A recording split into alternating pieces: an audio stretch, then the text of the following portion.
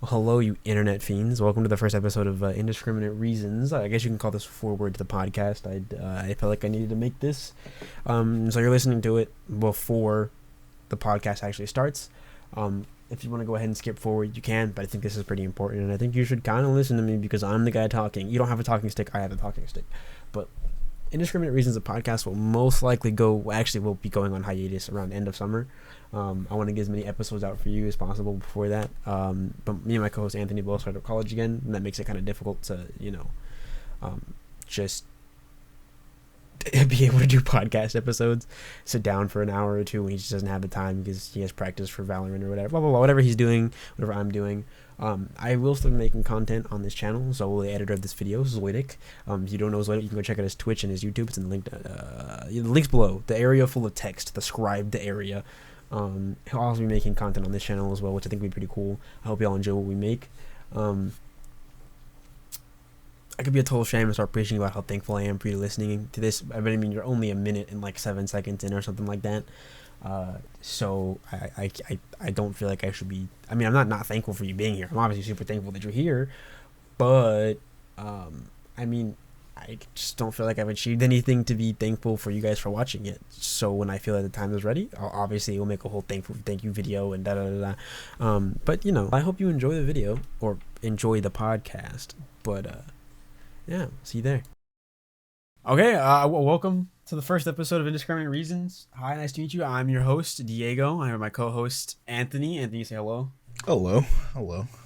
I think starting off, I guess should we start this off slow or should we start it off quick? I feel like we started off just generic with the new Blue Lock chapter. Okay, that shit came the out new today. Blue Lock chapter. Yeah, okay, I can agree.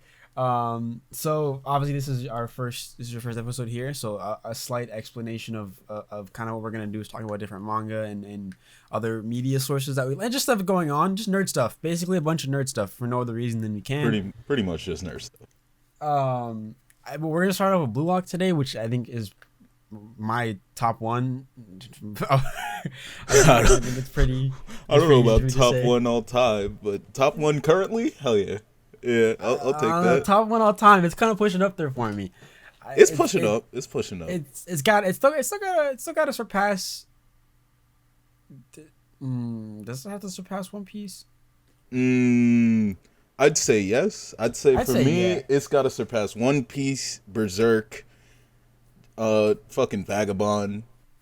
Yeah, I forget about those. I forget about those. Like it's got some stuff to surpass, but it's up there. This second, it is number one for me.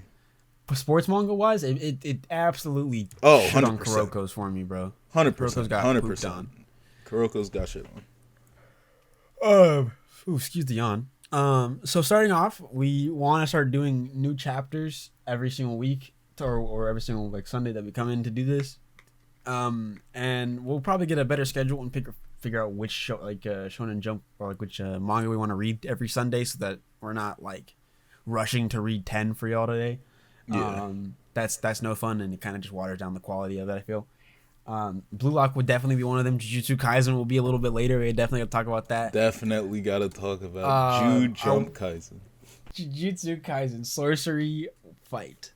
I think I want to touch on Black Clover. I think that's also a one I want to talk about just real quick because I have some things I want to say about it. I have to catch up on Black Clover. I can't. Yeah, even if you're not caught up, I still want to do some things I want to talk about that Tabata does that I'm just like, Tabata, come on. Anime news and stuff. We'll also probably talk about we're gonna talk about the Overwatch 2 PvE controversy with backlash and all that later on down the line. But for now, let's go ahead and start on Blue Lock. Yeah, this new chapter, man. New chapter, man. Okay, what can we even say? Listen. Okay, so I feel like we start with a slight overview, just a little overview of what's happening in the chapter. So Kunigami's got the ball.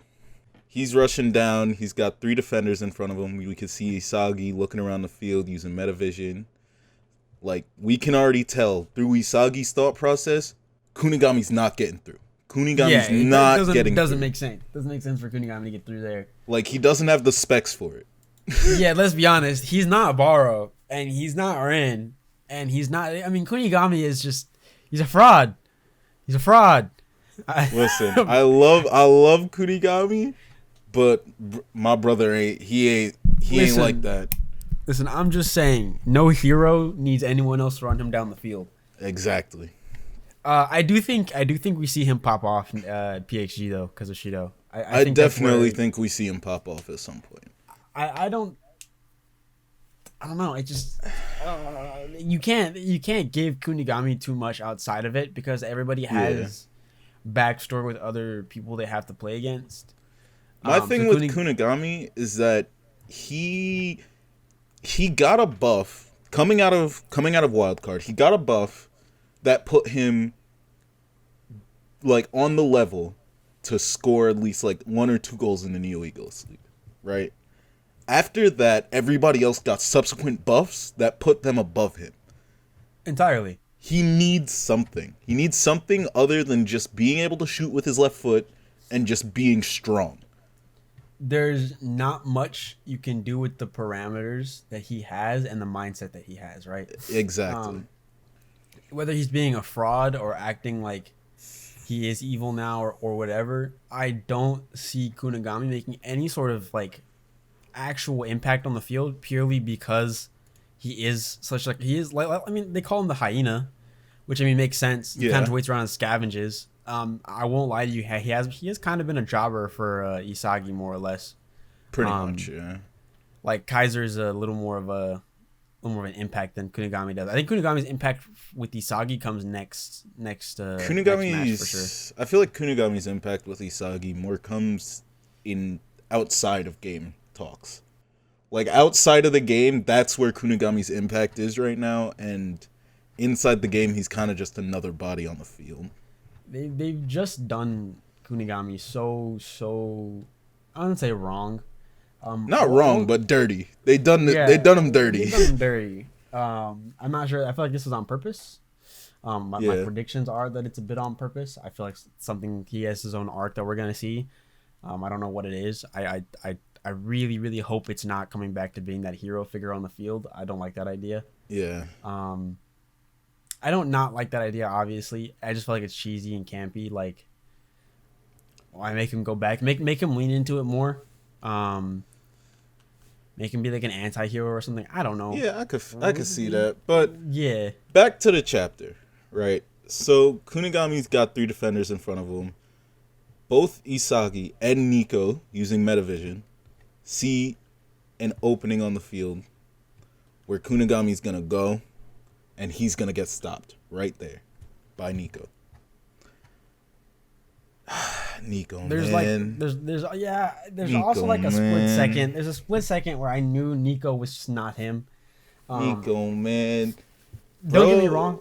Listen, I was berated on Twitter for saying this. I remember someone talked about the new chapter scans and the spoilers like a few days ago because we got them. We've been getting Blue Lock spoilers pretty early. Manga spoilers have been crazy though. Yeah, they've been kind of cranking them out recently. But with that people on Twitter were just like, dude, Nico's going crazy. We're new at Metavision. I want to talk about that later. We'll touch on why I think people need to calm down with the whole everyone's getting Metavision thing. Not in terms of the mangaka, but in terms of fans being hyping everyone up just because they have Metavision. Well, we can touch on that. I mean, I think this chapter literally does touch on that itself in the panels. The last chapter does. Last chapter talks about it. Literally counts it out. Hold on, it counts out how many people currently on the field have Metavision, and if we just add in Nico and a little later, once we finish the chapter overview, Aiku. I think I can list them off by name. I think Aiku, it's Kaiser, Aiku, Nico, Isagi. Yeah, and that's about it. And possibly Lorenzo, they said.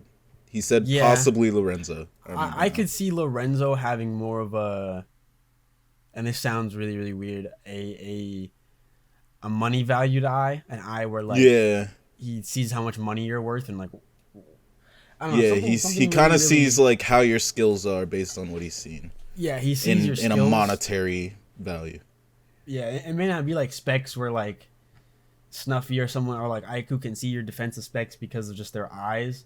It might be his way of putting your specs into numbers is seeing you through money. So on the field, you'll have like a big dollar sign on in his head because you cost the most. You're the biggest threat. She chases the bag. Yeah. Quote unquote.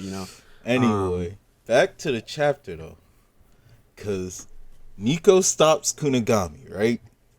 And then here comes my goat, Raichi Jingo. Dude, hey, Raichi, dude, the coming out of nowhere for the 1v1 with Nico is crazy. The dual king, bro. The dual king.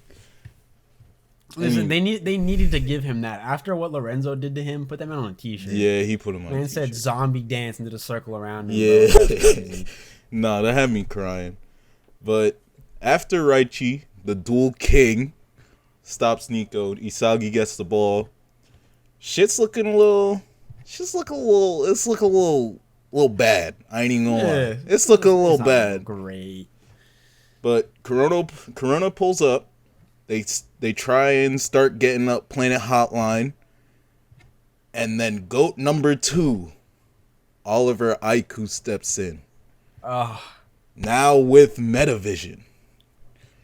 Looking all over the field, Aiku pulls up on Isagi, stops his lefty direct, and that is chapter end. Obviously, there's a lot of other stuff going on in the chapter. Yeah, little nuances and stuff. Yeah, but that is a basic overview of what's happening in this chapter. As the resident Nico hater, I would like to go ahead and start hating on Nico real quick. Bet. I'm gonna join you in that. Nico is not what you say he is. He is a jobber for Isagi. He looks like Isagi. He has a similar like mindset and playstyle as Isagi. He's just a jobber to show that Isagi is different. Isagi is a genius capable of adapting to any circumstance, not just evolution, and that was Nico's problem, right?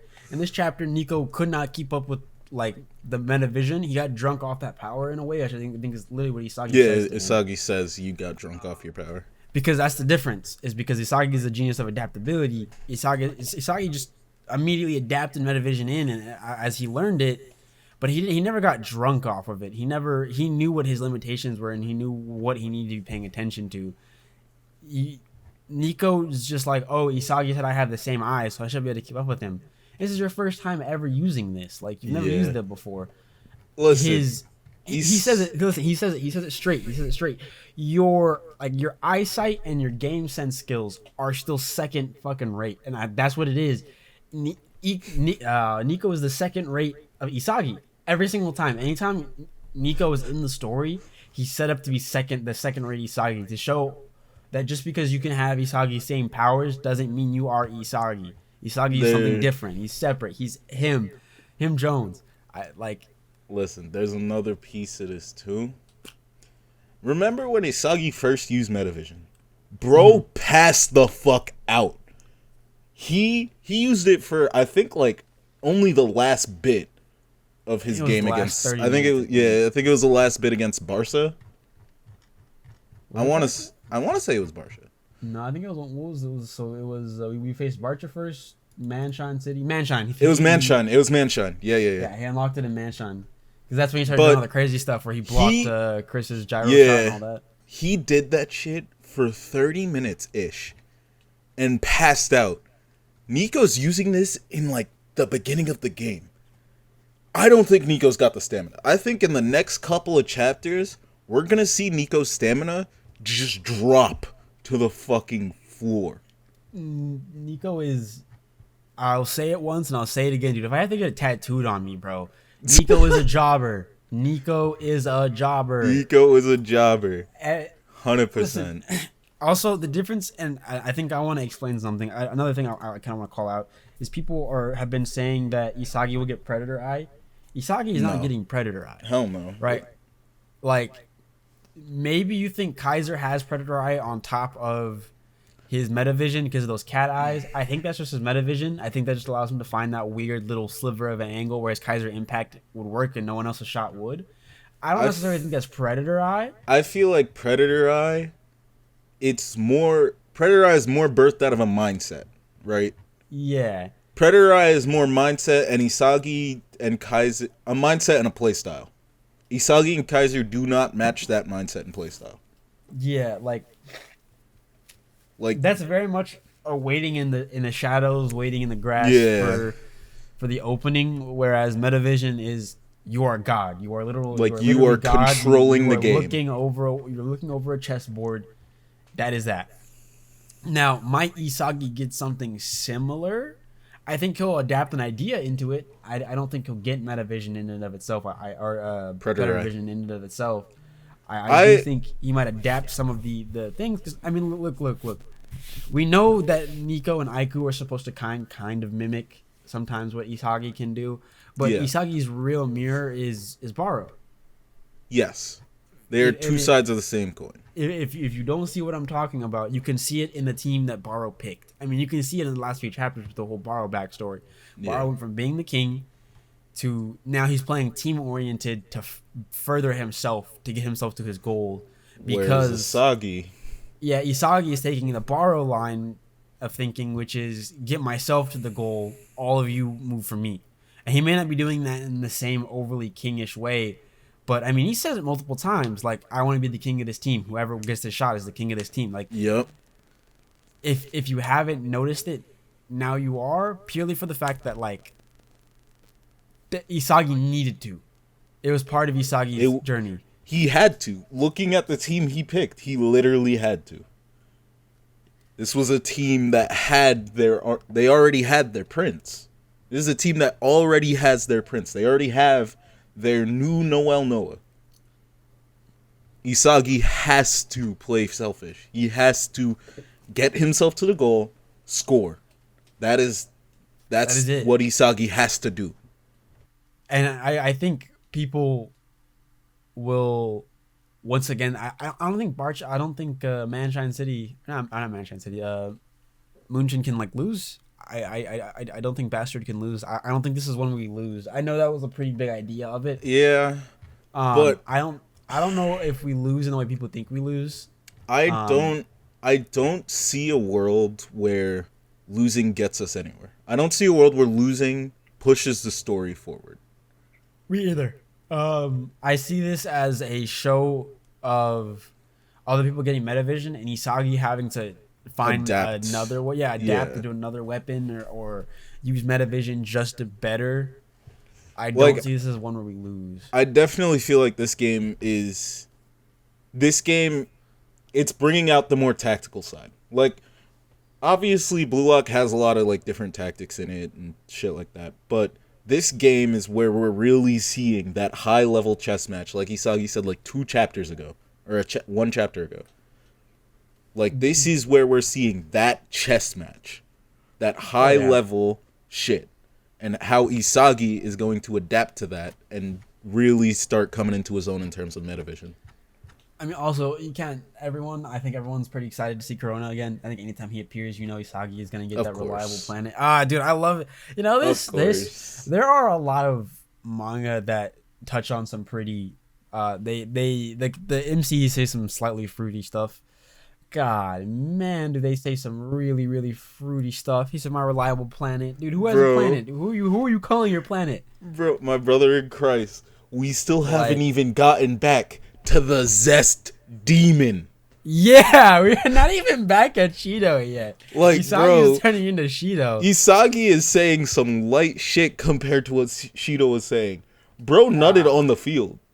Dude. Bro nutted on the field. So the funny part is I tried to tell somebody that, and they were like, nah, dude. I mean, we met him. He said some pretty zesty stuff in like the last few episodes of Blue Lock. And I was like, no, I'm telling you, from the guy who's reread U20 multiple times. He says... Shido nutted on the field. He literally basically, like... He nuts on the field. He busts one on the field. He hits a bicycle kick. Yo, he hits a bicycle kick. And he busts one. And then he turns to Itoshi Sai and says, yo, that's 3. Give me your number. And Sai's like, well, shit.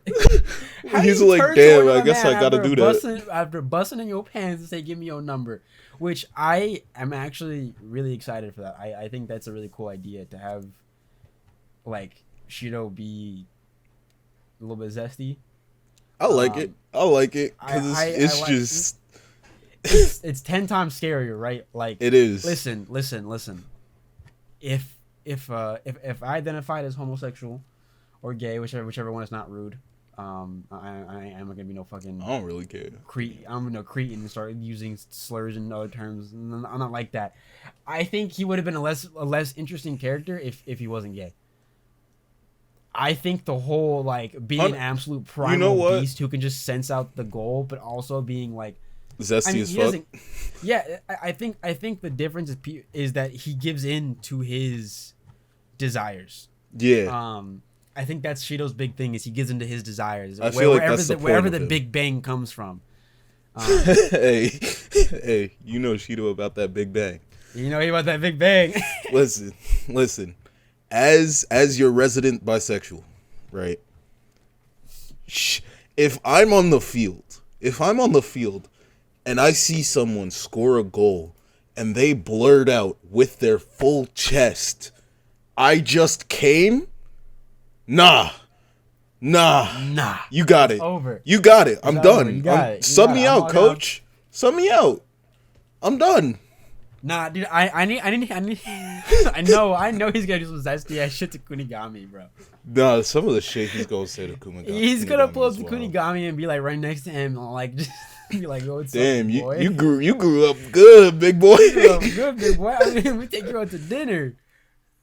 I honestly half expect a line like that where he's like, dude, you got grown up, and then Kunigami's like, why don't you just go mess with your boy toy like Itoshi or something like that. Yeah, I expect something similar to that.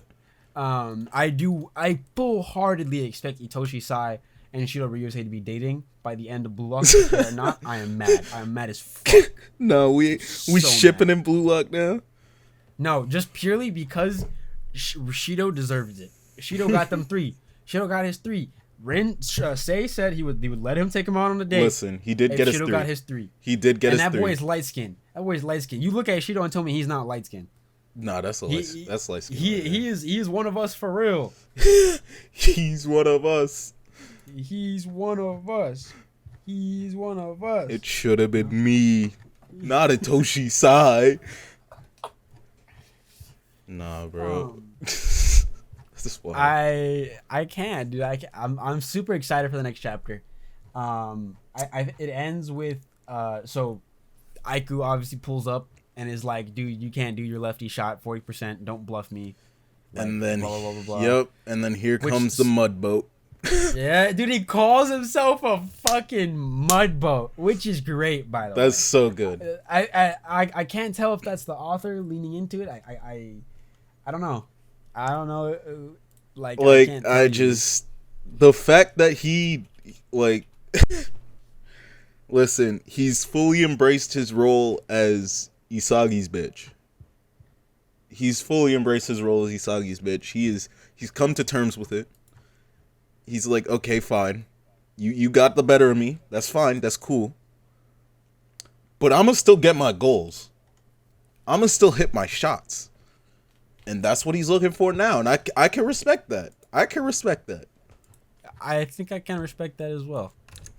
Like, if you're just, he realizes he's not that guy.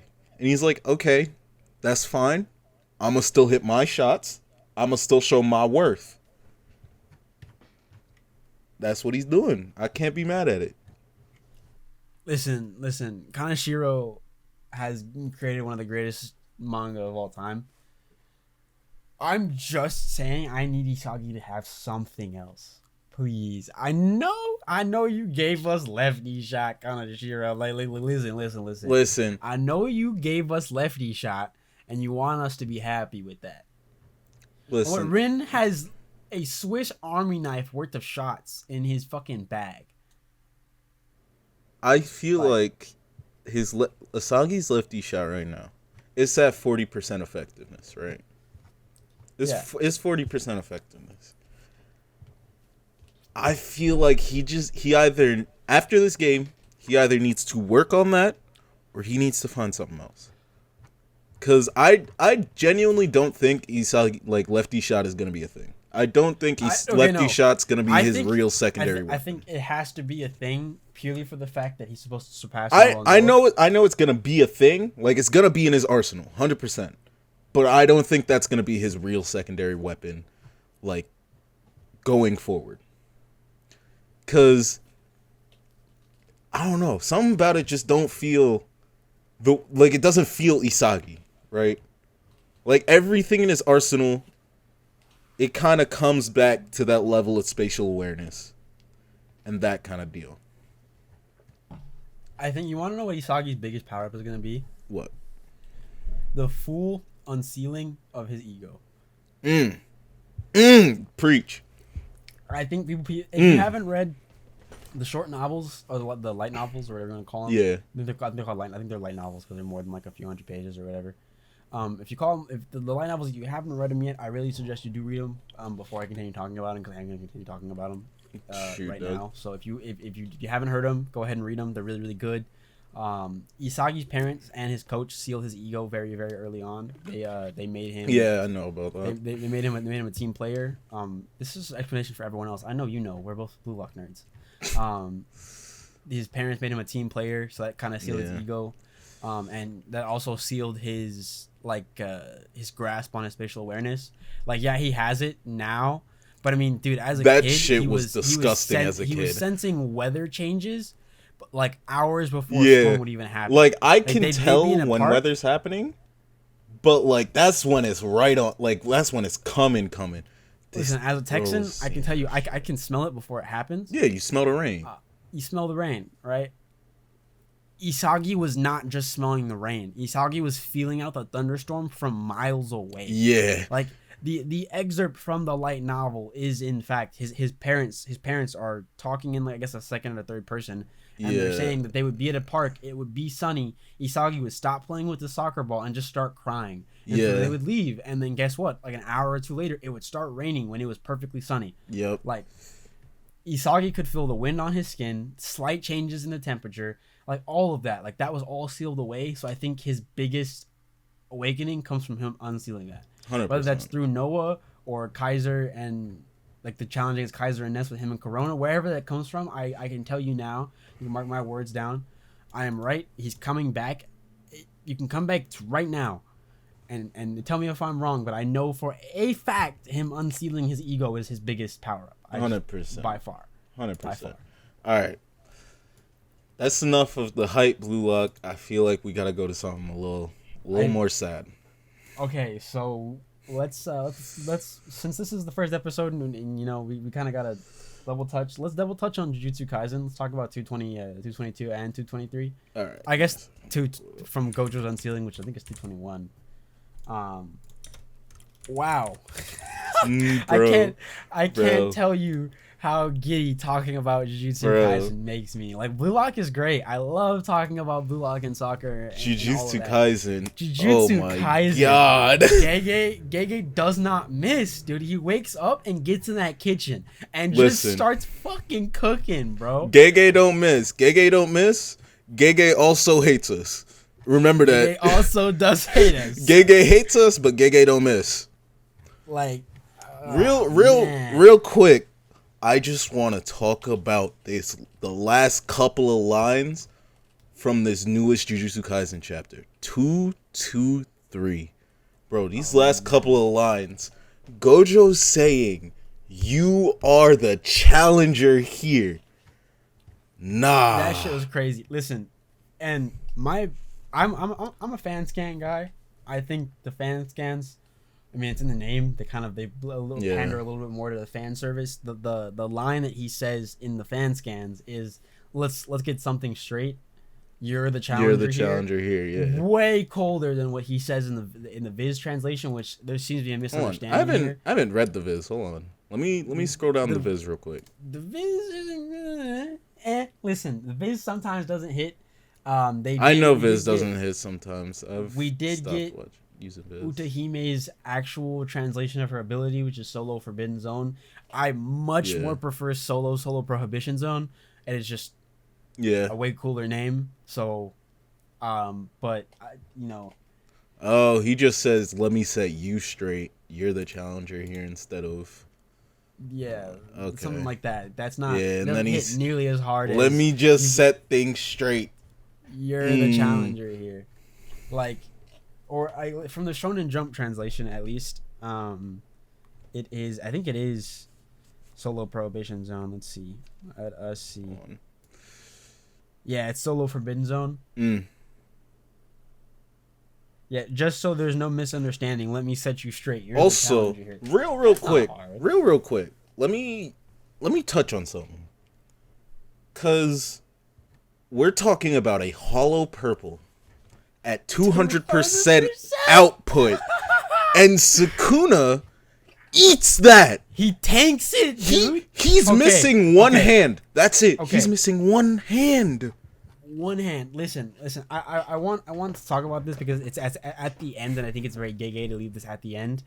The 200%, right? We know Ijichi uses barrier to hide, so all he could do was sense Gojo. He couldn't sense the giant massive energy. Yeah. And if you're wondering how he why is it such a big feat that he put his arms up, or that he ate it, he not only could he not sense it, he could only sense Gojo. It's an imaginary mass. Hollow purple is an imaginary mass. Purple doesn't actually move like faster than light. It's imaginary. It moves faster than you can imagine it. Yeah. So purely based on strength and reaction speed, at the last milliseconds, I'd say that's more instinct than reaction speed. Yeah, that's instinct. That's pure instinct. That's pure instinct. Like, he put his arms up purely based off of instinct.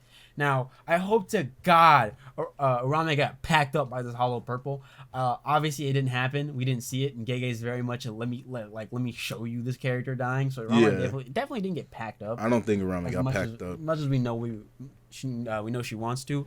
I do think that Sukuna will not be able to get this arm back. And here's why. Here's why. I know so many people are like, dude, it's just an arm, bro. He's just gonna grow that shit back. For it to just be an arm, I think he's understating it. I don't think that arm is coming back. You know what? Right? I have some theories as to why it wouldn't, but let me hear what do you think about my theory, right? Listen. Arame caught that nasty ass stomach punch, bro. That was so dirty, bro. That punch was nasty. Who are you? Boom. But she says in the next chapter, when her and Sukuna are sitting in that little throne room, he's just chilling, she's like, that punch that man gave me still hurts. It hasn't healed. Or like, basically, like, it kind of healed, but the internal damage wasn't gone. Which she has reverse curse technique. We've seen it, yes. So why is she still injured? Huh? Someone inform me of that. It's because Gojo is either subconsciously or slightly attacking the soul, or either that. I don't know. I just don't think that arm is coming back. I think that Gojo is subconsciously slightly attacking the soul. And I might be wrong on that one. It might also just be the fact that Hollow Purple literally deletes existence. But I mean, you can go back and look at Hanami regenerating. Yeah, you can reverse curse tech. Yeah, you can regenerate off of Hollow Purple. I don't think 200% gained any different parameters. I think it's just a bigger attack. Yeah, I doubt it gained parameters. It's probably just stronger. Which, again, I just want to touch on how insane it is to block 200% Hollow Purple. A move that deletes what it touches. From existence. Literally erases them from existence. It's such a crazy idea. Because as someone who's into astrophysics, the idea of something having a imaginary mass and moving is pretty crazy. It's insane. Like, let me put that in perspective for you. It moves faster than light. And if you're gonna go ahead and say, well, the anime showed it moving hella slow, it's because they didn't know how to animate something that moved that fast. They kind of have to animate it so you can see it. Like, dude, it's the same deal as with Dragon Ball characters. You can see them moving, but they're moving faster than you can see. And if once again you're like, well, what do you mean by that? Just go watch Dragon Ball Superhero. The movie is literally explained. Like, Geno explains it, or whatever the little fat kid's name is. He explains it. There's a video they show where 1 second Frieza and Trunks are fighting, and the next second Frieza's cut up and being blown to pieces. Yeah. Like, we are, as a spectator, we're given omniscient vision, which allows us to see these characters moving in these speeds. They're moving faster than a human can pick up. Yeah. That's the same thing with Purple. It's the same. They have to draw it slow so that you can see it, because it's an imaginary mass. And if you're like, well, Hanami dodged it. No, Hanami was already leaving The moment that Hanami Gojo was dipping. The moment Gojo popped that barrier, she was like, I gotta go. Like, she's like, I know. She's like, I'm no Gojo. And Hanami like, still got hit. I'm no Jogo. And yeah, she still got hit. Like, Hanami still got hit. Hanami was leaving. Listen, Gojo dropped the barrier, goes and deals with that other guy. I forget his name. The coat rack guy. Oh, yeah, coat rack dude. And Hanami still barely got out. Barely. Like that could have been the end of Hanami right there. Like, we're not, like, Hanami barely got out in the time it took Gojo to disarm, literally, one other person and then fire Hollow Purple. Like, I think people get kind of skewed by how anime stuff happens, which is why I'm kind of sad we're not getting a narrator for the next season. This is all happening in the matter of like 2 to 3 minutes. Yeah. He blows open the barrier, goes to land. Goes to land a coat rack guy. Hanami says, I gotta go. Gojo's back. If you haven't seen what he does to coat rack guy, he literally disarms him. Coat rack guy is now a jacket. He makes him a jacket. Makes him a nugget, dog. Yeah, and then TP's back into the air, and Hanami's like, okay, I really gotta go. And it's too late. Purple's already flying at her. Like, yeah. It's that quick. It's one thing after another. Gojo isn't slow. We are slow. We are not Gojo. Time doesn't move the way it moves for Gojo, so they have to slow everything down for us. So I hope that puts into perspective how, batshit insane it was for technically 20-fingered, I guess 19 in the head. We'll call him 19 plus 1.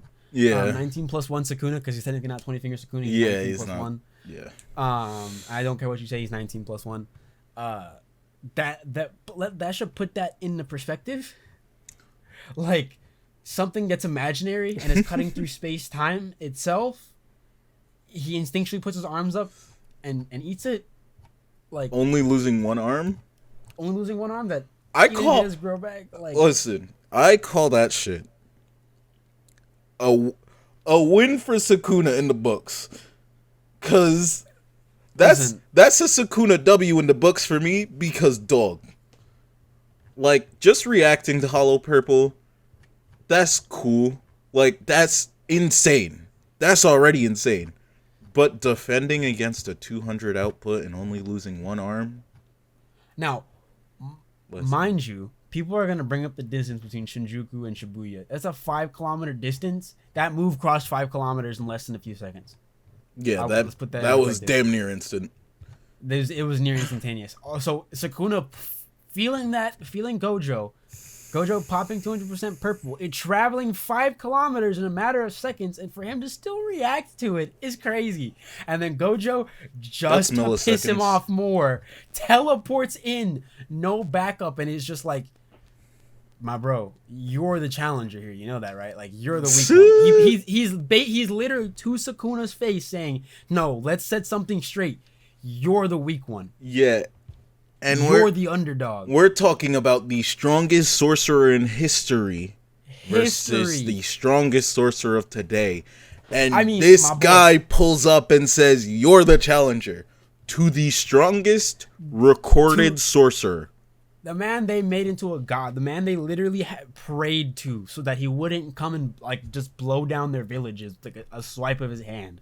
So they could actually eat and get crops. So they could live for like 2 days. They could live. He's telling a raised deity, almost someone. He's a deity. He's a deity at this point. Basically, he's telling a god, almost a god, like what was heralded as a god in the past, that nah, my boy, you're challenging me.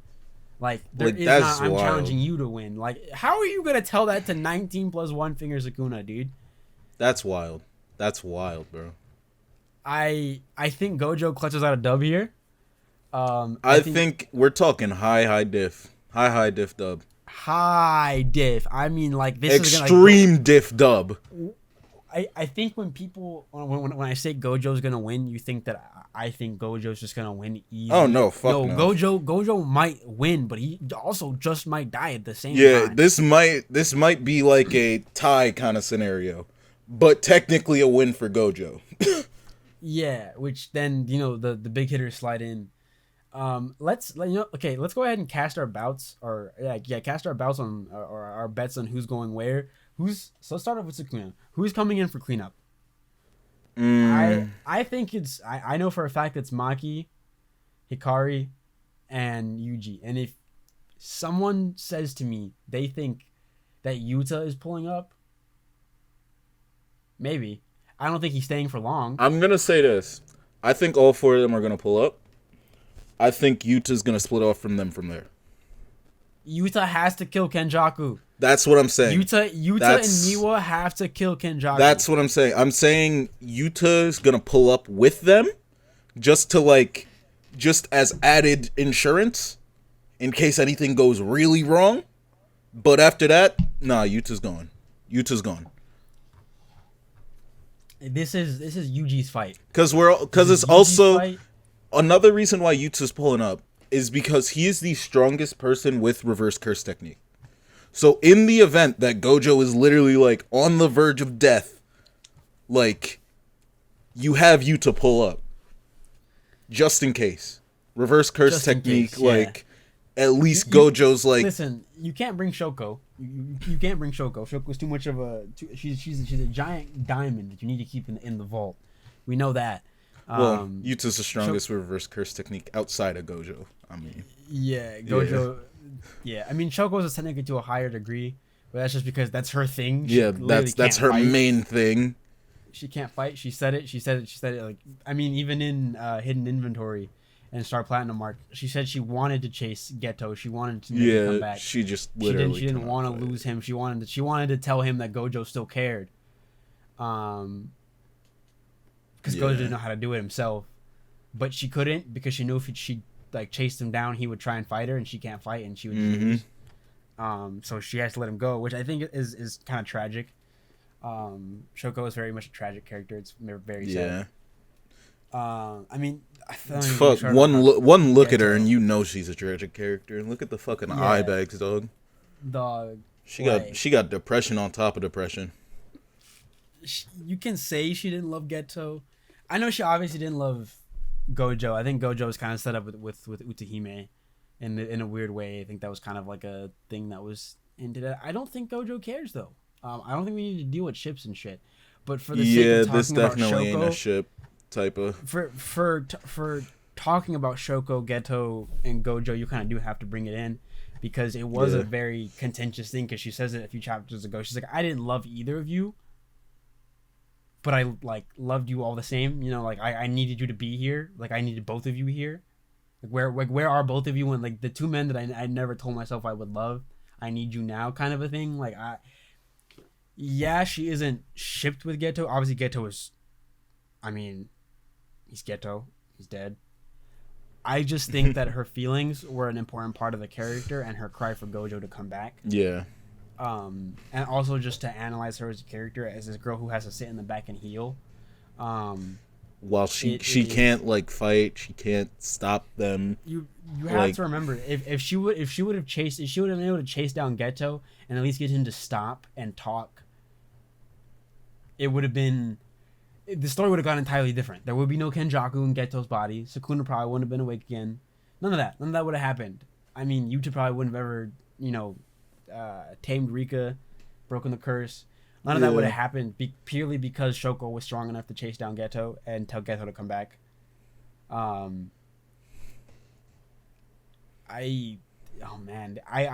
definitely think it's for Kenny, talking about who Kenny's gonna fight. Kenny Boy is definitely fighting Miwa. Miwa stocks are up. Shout out to Broken Ronin for that. Yeah, shout out to Broken Ronin for the Miwa stocks. I ain't gonna lie. Yeah, the Miwa stocks are crazy. I have always liked Miwa. I like Miwa's blue hair. I like the whole idea of the simple shadow or new shadow style, simple EI chop kind of thing. I did think it was kind of funny that Maki, like instinctually by accident, she couldn't tell what was there. She knew there was some sort of field there. Yeah. She just, to figure out what it was, she threw her staff. She wasn't countering it. She was countering it, but she wasn't trying to counter it. She was trying to figure out what it was. Yeah, and she was just poking and prodding. Yeah, and because Miwa was so green behind the ears, she freaked out and thought that Maki had figured it out. And so she lost her cool and like attacked anyways. Yeah. And that's when Makio was like, oh, it's a simple domain. Okay, so I just have to overwhelm you with stuff in the domain. You're just like, okay, bet. Like, I think, listen, this is gonna be crazy. Miwa's definitely, she's obviously gonna use simple domain, but her EI strike is gonna be crazy. Like, she got a buff. We see her with that. She definitely got a buff. She definitely got a buff. What was she doing in Sendai? Sendai was like ground zero. I mean, yeah. Uro. Sendai was not a fun colony to be in. Ishigori, Druve, Kokoshibo. Was that the name of the? Yes, it was. Yeah, the cockroach. Dude, how does Gege draw bugs in such intense detail? Like, listen, I have seen 2 bugs get packed up now. I was happy both times. Gege drew Kokoshibo getting a kiss from Yuta. And that shit, like, I had to pause. I had to stop reading. This shit was... Like, I had to take a break. I mean, dog, the man let himself start getting eaten so he could just get a second to kiss him. And if he wanted a smooch, bro. If you think we're joking, no, he puts his lips to his lips. He wanted a fucking smooch, bro. So hard into Kokoshibo that Kokoshibo implodes. He wanted a fucking smooch, and he got a smooch. He got a smooch. I'm never kissing Yuta. I don't want my head to explode. I'm just putting that out. Fuck. Listen, I would. Fuck I don't. I don't know if we're just gonna ignore that. I don't know who she could have possibly. I don't know. I'm trying to talk about this fucking. Listen. Okay, I don't know who Miwa could have fought in Sendai to get a boost. We probably won't ever really find out. So we'll just be given a reason that she has a boost. Yeah. She's mopping the floor with Kenny. She solos. Yuta's not even necessary. I don't care what you tell me.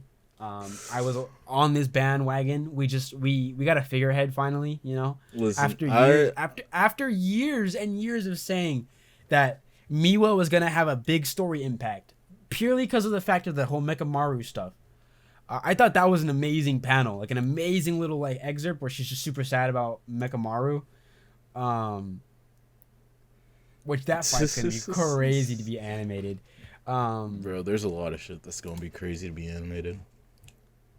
That's gonna be daring because we have to get to Gojo's ceiling. So we have to see Mechamaru fight Mahito before, which is probably one of the first episodes we get. Mechamaru. Yeah, something like that. I remember there wasn't that much downtime between. No, there wasn't. All of that. I think it's Shibuya starts. We get some of the fights, like the grasshopper fight and some other stuff and some setup. Gojo goes down. Gojo starts fighting. Cuts to Mechamaru. Mechamaru fights dies. Yep. Cuts back. Gojo gets sealed. Mechamaru drones start going everywhere. And then Shibuya really starts. If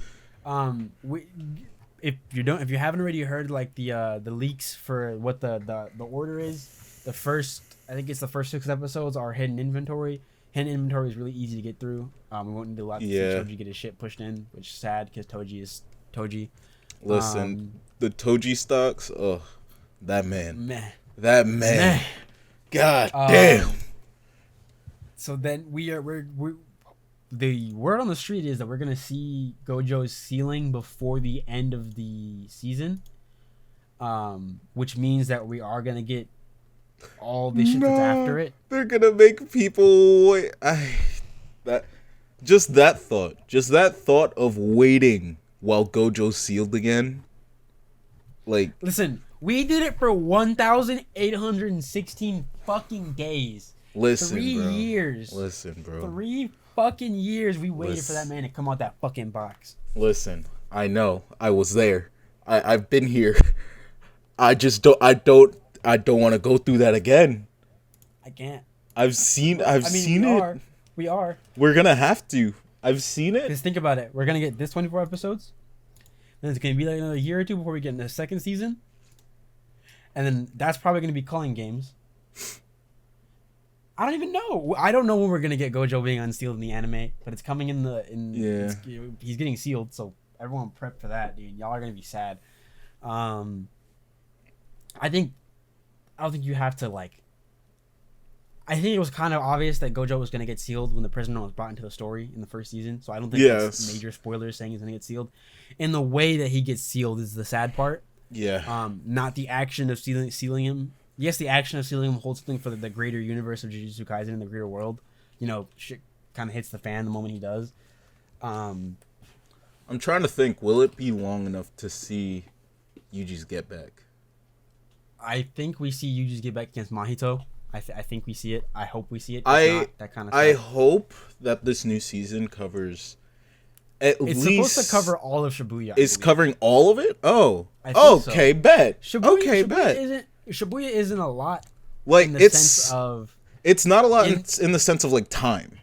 Yeah, anime-wise, it'd be really easy to make shorter. It's just a lot in terms of the shit chapters. That happens. Yeah, there's a lot of fighting, which is a lot of drawing for Gege. Yeah. So I think that'll be shortened down a lot. It definitely can be shortened down. Yeah, we'll see the fights happening, but they'll be happening in animated speed.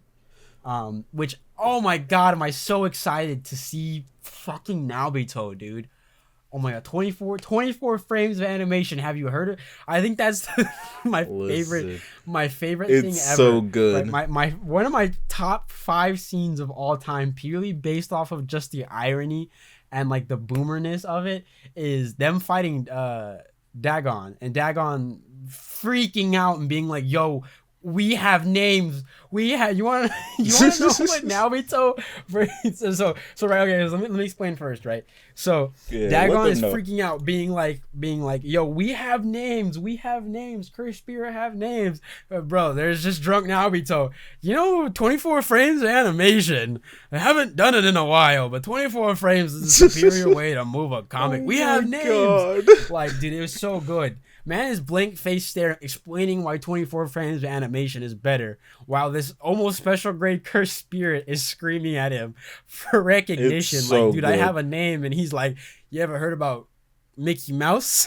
Like, dude. Yo, my boy Michael Mouse.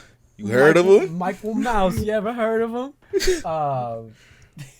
I need that to be well animated, dude. Oh my god. What that reminds me of though is the "I'm a surgeon" meme. Yeah, I'm a surgeon. I am a surgeon. There's Daigon. I have a name. I have a name. This is Chad now. 24 frames of animation. You're fired. Listen, oh my god. I need him to move in 24 frames throughout most of the season while everyone else was in that crispy ass 60. You just see Naobito fucking lagging around. No, you know what that reminds me of? That reminds me of in the Spider-Man game, in Miles Morales. You can have the fucking one of the suit mods makes you move at 24 frames a second.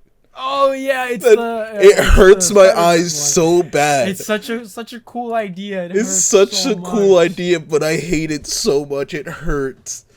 Which we can touch on Into the Spider-Verse, or what was it called? What is the new one called? I forget. Is it called? Is it Into the Spider-Verse? No, Across the Spider-Verse. That's Across the Spider-Verse. Bro, we can touch on that as well. Bro. We're already an hour in, dude. That's crazy. This is gonna be a lot easier to film a podcast than I thought it was. Yeah.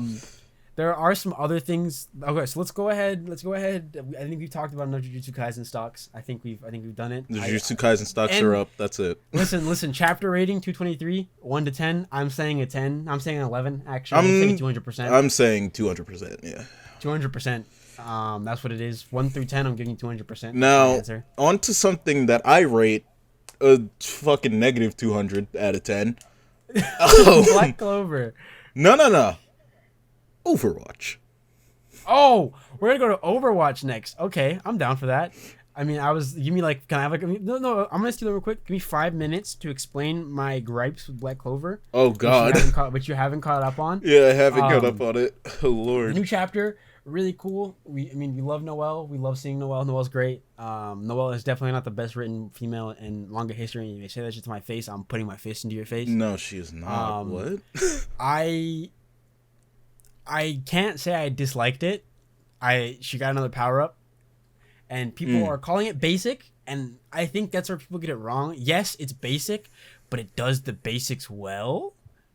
Like, Tabata does the easy shit well. Okay. But that doesn't not make this chapter like a 5 to a 6. Anyways, I mean, cool. We get to see Noelle. Noelle pops off. She does some cool shit. It obviously makes sense. We knew Noelle was gonna get some sort of power up. We knew she was gonna be stronger. Her summoning the whole fucking sea dragon and shit. Yeah. If you've read it, you know what she gets. She basically gets the Leviathan. She literally gets the water spirit, which I've been wondering very much for a long time where the water spirit was. I kind of just expected her to get it, to be honest. Yeah, it seemed to me like, I mean, we went down to a water temple with Noelle. Noelle was like at her last limit. I thought we might have seen the Leviathan then. I think this fits better though. I think like her coming in at the last second and being like, look family, like I am stronger than all of you. Like the Leviathan never wanted any of you. Like the whole point is that the Leviathan needs somebody who can't. The most Tabata bullshit came out of this Leviathan's mouth ever. Basically, he needed somebody who could not control magic, who had a vast amount of magic, and like all of these prerequisites. I'm like, this is a really shitty setup for like a water spirit, and it matches Noelle way too much. There was no prophecies about this. There was no. I mean, yeah, there was foreshadowing, like her going to the water temple, her being a water user, but like, I don't know. I'm not even gonna lie. I just feels like it came out of nowhere. The way Black Clover flows, I really do just. I guessed that shit without reading it. Yeah. Like, I kind of just expected it to happen at one point. I don't think Black Clover is a story where you have to predict things difficultly. Mm-hmm. Like with Jujutsu Kaisen, everything we just said for a 30-minute span could be entirely wrong. All the stocks we put up, everything we said just could be wrong. Could entirely be wrong. Like that's Gege stage. Gege really could just make this a no diff for Sukuna, and like at that point, shit, dog. I guess so. I don't think anybody would be happy. Nobody would be happy, but like, I mean, my bro, guess if that's what you gotta do, it's what you gotta do. Like, right? Black Clover is so fucking easy to read. We knew Noelle was getting like the water spirit back when they were fighting the Midnight fucking Eye. Yeah. We're on a whole different plane of deities and fighters now, and we're just now getting a Leviathan, and just like all these specific prerequisites that the Leviathan needed to find a host was just too perfect and lined up for me. I won't lie to you, felt a bit pandering. So my rate, 6 out of 10 tops. The 6 out of 10 purely because Noelle got a power up. That is it. If Noelle if this was just an arc where we just, or like a chapter where we just saw like the family almost dying to the mom, and then Noelle pulling up and we don't get anything else, like a 2 out of 10. But 6 out of 10 purely for the fact that she got a power up, and I'm excited to see what that does. Let's talk about Overwatch now. Let's go ahead and hop over. Okay. So I have the tweets from Aaron Keller pulled up. I have the tweets. Diego, pull up the tweets from Aaron Keller. Pull up the tweets. So I'll read a little bit of it. I'm gonna read 2 paragraphs. Bro, I'm about to cry. This shit's so sad. I'm gonna read 2 paragraphs from the director's take reflecting on the future of Overwatch 2. Aaron Keller released his blog post, I think a few days ago. Yeah. What's today, mate? 3 days ago. Or 2 days ago, technically. Yeah, 2 days ago. He released his blog post 2 days ago.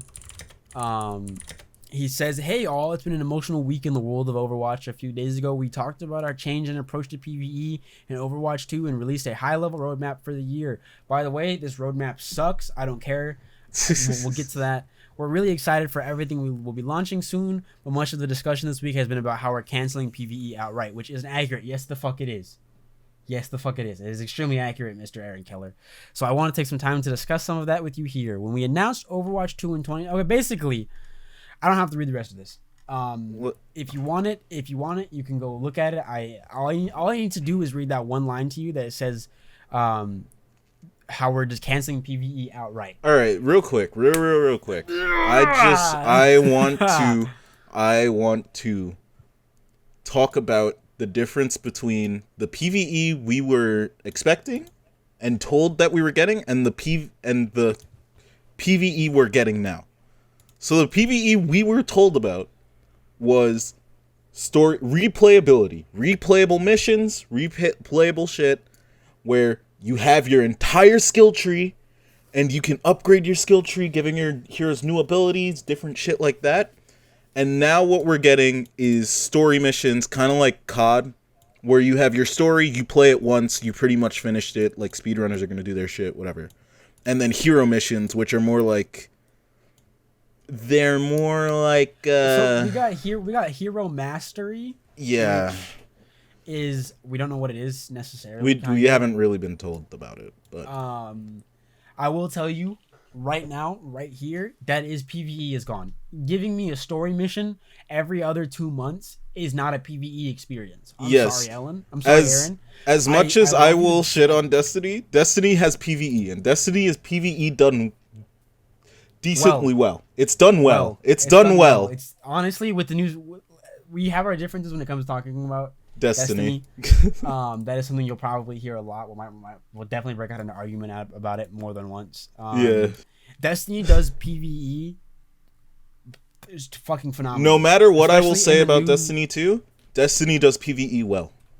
Destiny 2 does PvE well. In the new sandbox with Void 3.0, Solar 3.0, Arc 3.0, all of those systems are so fucking good. It's just a good game to play.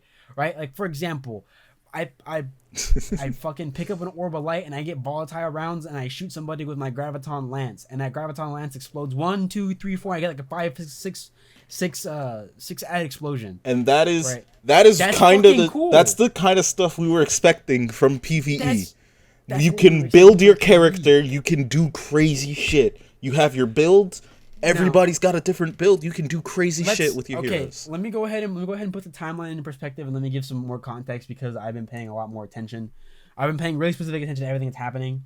So we got a video from Sir Swag, which if you haven't watched that video, go look up Sir Swag, his news video about Overwatch. It's really an explanation. He has an inside source who's a dev who tells us that PvE was doomed to die a long time ago. They knew about, I'd say, half a year to a year ago that they weren't gonna do PvE, and they waited to tell us until the last minute, which not only was, I feel like, a sly on their part, they came and lied some more afterwards, which I think is great. What makes it worse? I don't want to disrespect Aaron Killer. I don't want to do that. But here's the timeline. Jeff makes his idea for this game where it shows up as a PvP. We switch into a PvE, and then boom, full MMO with PvP and PvE, almost like a Destiny kind of team-based shooter. Yeah. Which, I mean, crazy idea. Grand idea that totally was a good fucking idea. It was a great idea. Now that we are years past Kaplan leaving, I can see the signs on the wall. I can see the door. I can see why he did so. The Diablo, was it Immortal? I think Diablo Immortal started making $2 million a day, which is, I mean, that's absurd. Good numbers to put up. That's insane, right? You can't expect anybody to put up $2 million a day like that, right? Like Overwatch wasn't doing that for them. There's also another thing. Diablo is a series that is, at this point, listen, I've played Diablo a lot. I've played a lot of Diablo. At this point, Diablo is old. It is a set-in-stone series. It has its fan base. People are going to buy into that. Don't think they understand why Diablo Immortal did what it did. $2 million a day is because you had so many Diablos before that. Like, you have a fan base. World. You put in this effort over time and continue to make these Diablo games for them to come out and be good.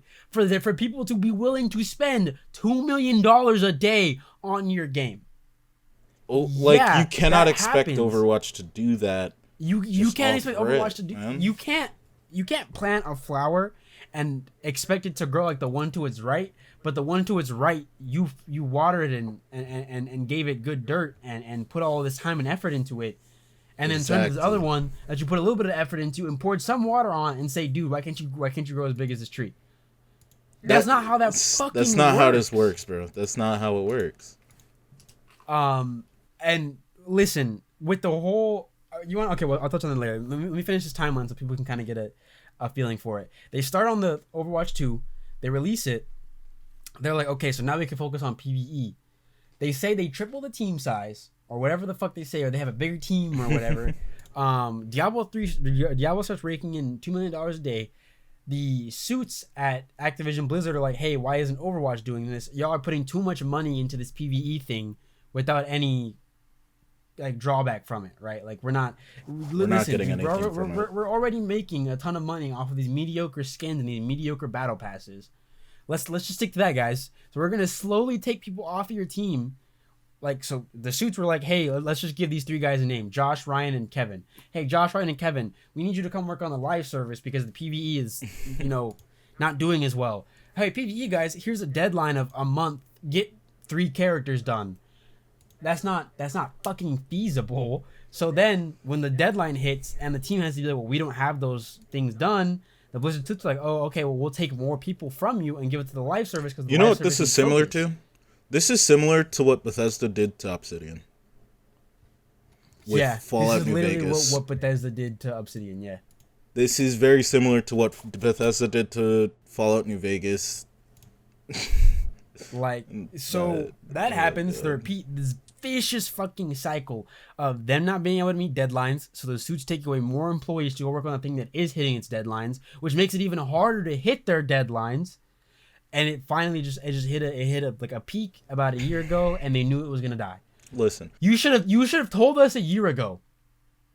You should have told us a year ago, whether it was half a year or a year. We should have known the moment you knew it was gonna happen. I am a game design student. First of all, I have had to work on projects with harsh fucking deadlines with less people than you need, and I'm gonna be honest. The deadlines Blizzard gave them, the PvE team, shit, dude, are absolutely insane. Absolutely insane. It's not feasible for humans to do that. Okay, and there's also a whole lot of other like factors in that play into it, right? COVID happened, so that COVID also hits really hard on the PvE development. Also, people switch to working from home. Yeah. Right? It's working out great. We're getting PvE done. People are able to work in their own spaces. They take away the ability to work from home. You know how many people fucking left because of that? It's so expensive to move next to a giant game studio's campus. It's almost like moving next to like a college or a skyscraper or something like that. It's not feasible for a lot of these people. They're not making enough money to move into the city and be right next to your campus. Another thing with COVID was only just recently like called not a pandemic anymore. So like there were certain restrictions that only recently got lifted. Yeah. Like PvE was not getting done with how Blizzard wanted it to be done. It wasn't happening. The devs probably wanted it done. The devs were probably working fine, and then Blizzard kind of did some scummy shit. So you can't be mad at the devs for having to sign an NDA for their job. You can't be mad at them for having to not tell you that they want to keep their job. They have a family to feed. Yeah, they're just trying to work, bro. As much as your annoying ass wants them to tell you everything, they can't. They literally can't. They're trying. They're just trying to do their job. They're trying to work. They're trying to get money. Just like they're chasing the bag, like all of us. But I think, in my opinion, who we get mad at is Blizzard. I think fuck just boycotting Overwatch 2. I think we take it a step further and just say fuck Blizzard Activision. Or Activision Blizzard. That's the only way we're ever gonna get what we want from these fuckers, dude. I think we just say fuck them. Bye bye. Continue. Well, okay. I also think there's a slight bit of hope at the end of the tunnel for me personally in my own little head fantasy because I want PvE so fucking bad. Which, mind you, we bought this game. I bought this game forever ago. I pre-ordered the day that it could be pre-ordered. Yeah, I bought this game a minute ago. We were sitting in a call the day that it was announced and we could pre-order it. We both pre-ordered it. The $60 version. The expensive version where we were promised all of this. I paid for something that I am not receiving, and that is a consumer scam. You were literally lied to your consumers pretty fucking hard. And I'm not sure if that's going to stand up very well in court, because if you haven't already heard, there is a giant lawsuit that is being mounted against Blizzard Activision, which with a lot more techie Overwatch people, or I guess law. A lot of people that are law savvy. Yeah, law savvy people are like, no, you literally scammed your consumers. This is illegal. We are going to sue you. And so now there's a giant lawsuit, which I believe you can go look up. You can sign up for. I'm gonna sign up for. I'm signing up for that $60 shit, for bro. a PvE experience. I was told would be like Destiny. I'm signing. I didn't up sign for up that. for Overwatch Diet. All right, I didn't sign up for that shit. Also, real quick, I want to go over this roadmap, just so we can like fully see how just not great it is. So for season 5, we have Quest Watch, a limited time event coming up. Mind you, a lot of this stuff hasn't really been expanded upon. Like We don't know what Quest Watch is. There's another thing coming, Mischief and Magic. I'm assuming that's an event similar to like Summer Games. That also we don't know. There's going to be another cinematic. So if you like lore drops, Nice. Have fun cool. with that. You get a cinematic to skim over. Hey, you remember that PvE that you wanted? Oh yeah. We'll give you a cinematic for it. And then also coming in season 5 is a 5v5 mini co-op season. The On Fire system returns, which I still don't know why they took that out, but whatever. They're also adding a creator workshop mode. I think that's for people that like creating maps. Summer Games. Summer Games is coming back. Cool. That's nice, I guess. Like Lucio Ball. Really Woo! happy about that? Lucio Ball. Dude, like what? You just killed my family and you handed me an ice cream. I'm supposed to be happy about that? All right. Like, you burned my house down and you're trying to hand me a Big Mac. I don't want the Big Mac. I want my family back. Oh my god.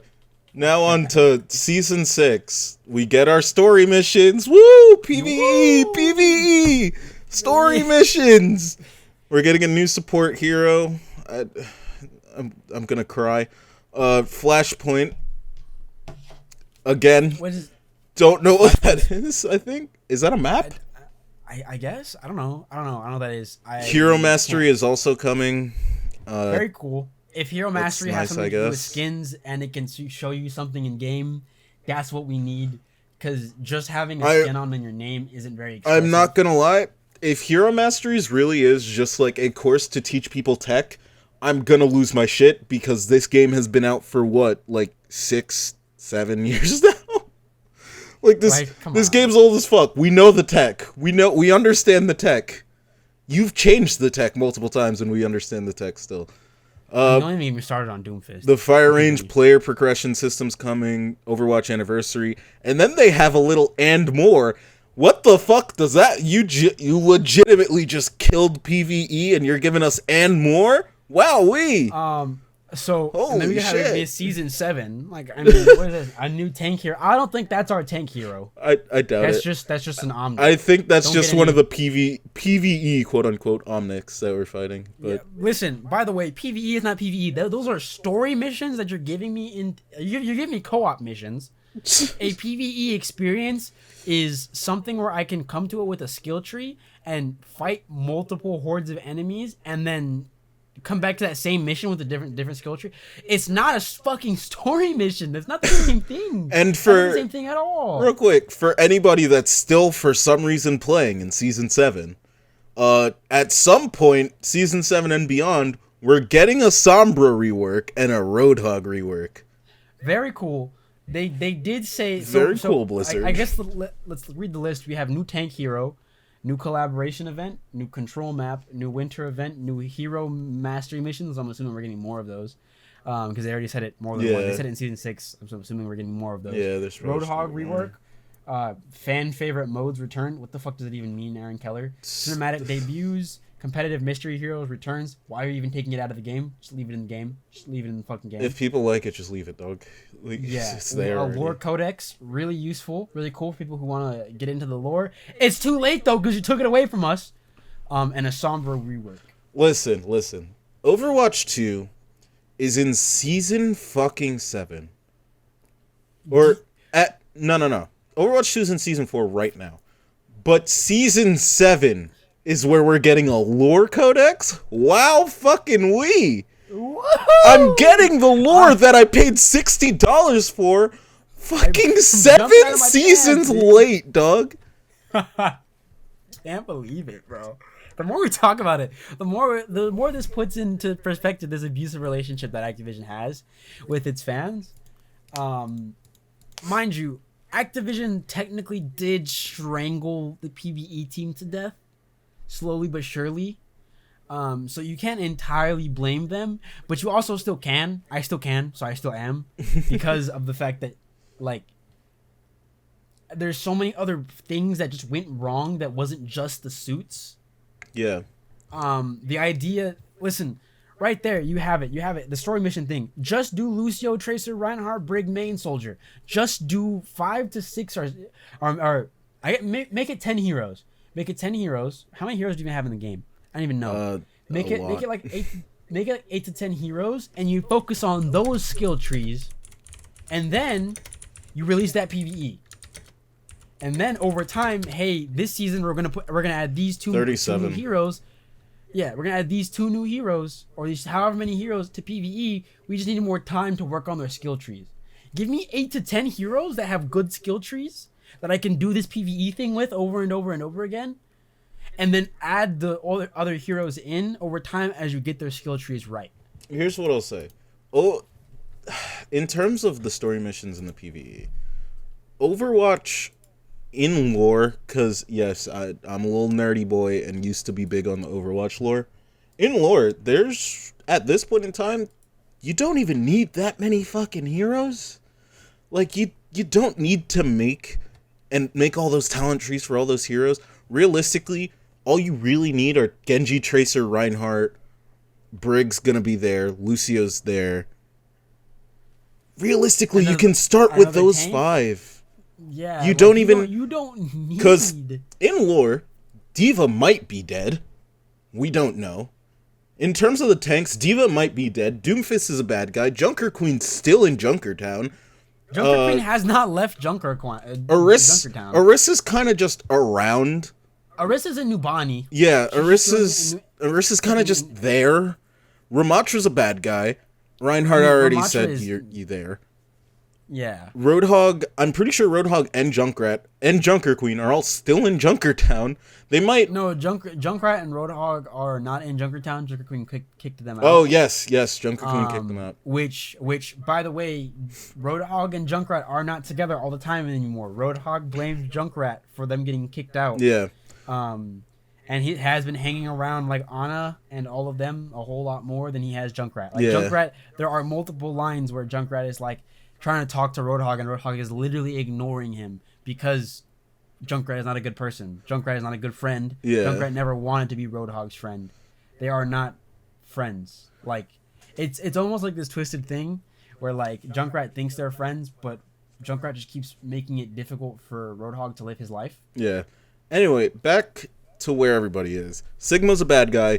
You can throw in Winston in there. Winston's pretty much the head of Overwatch.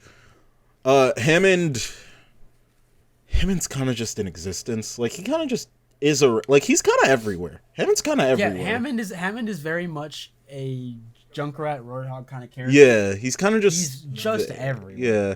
He doesn't have anybody who's tying him to the lore except for Winton. And him and Winton have already talked. They've already had their talk about, like, their dads, and so... And Zarya's kind of just freelance. Zarya's the defender of Russia. She's literally just in Russia doing Russian. Yeah. Zarya's kind of just there. So in terms of tanks, at least, like, other than Winston and Reinhardt and maybe Roadhog, like, you can't really throw any more of them in without going deeper into the lore and talking about that. So they realistically could have just gone Reinhardt, Winston, Tracer, Genji, Lucio, and pull in Ana if you want, like, or Brig. Just do 2 from each, like, 2 from each. You got, you're good right there. Bring it back to 2-2-2. They're trying to give us all 37 heroes in one go, which I get it. They said that making a skill tree was more difficult than making a new hero. Okay, like we said, just give us like 8 or 5 to 6 heroes, and let us be done with it. Like, portion out the work. You can add more later. You're saying they have these skill trees that let them do these almost technically infinite amount of ideas. Well, then 5 to 6 heroes or even 8 should be more than enough for a very long time. Oh, the other thing is, also, the story of Overwatch literally just follows Overwatch. It's a literal thing. You want these to be lore things? You don't have to give us all the characters, because all the characters aren't exactly tied to the lore. Like, in a way that means much. Like, certain characters quite literally just exist. They exist in the world, yes, but they're just existences. They're just around. They're there, but they're not doing anything. Organization. Yeah. Like, I think a really cool idea would have been, I mean, obviously you have Talon and you have Nullsec. You don't have to give us take Nullsec, put him to the side. So Ramatra and all of his story, put him to the side, right? Don't bring Ram into it. That's Ram. That eliminates Ram. That pretty much, like, you don't even have to touch on Bastion or Orissa's pasts. Like, you literally put him to the side. We're not worried about them right now. You have a story to tell, which is Overwatch coming back for a second time. Focus on the Overwatch heroes. Focus on Winston, Soldier. Actually, no, Soldier's not coming back. Soldier's not Winston coming back. Winston won't. Winston doesn't. Yeah, it's literally Winston, Reinhardt, Genji, Tracer, Junk, Mei, Brig, Lucio. Yeah, pretty much. Junkrat's trying to join. Yeah, Junkrat's trying to join. Roadhog's kind of around. Roadhog is with Ana a lot. Yeah, like, and Ana's got ties to Reinhardt. Like, it gets a little messy once you look deep into it, but you don't have to. You literally do not have to. You can just leave it at Reinhardt, Winston, Tracer, Genji, Brig, Lucio. You can just leave it at that.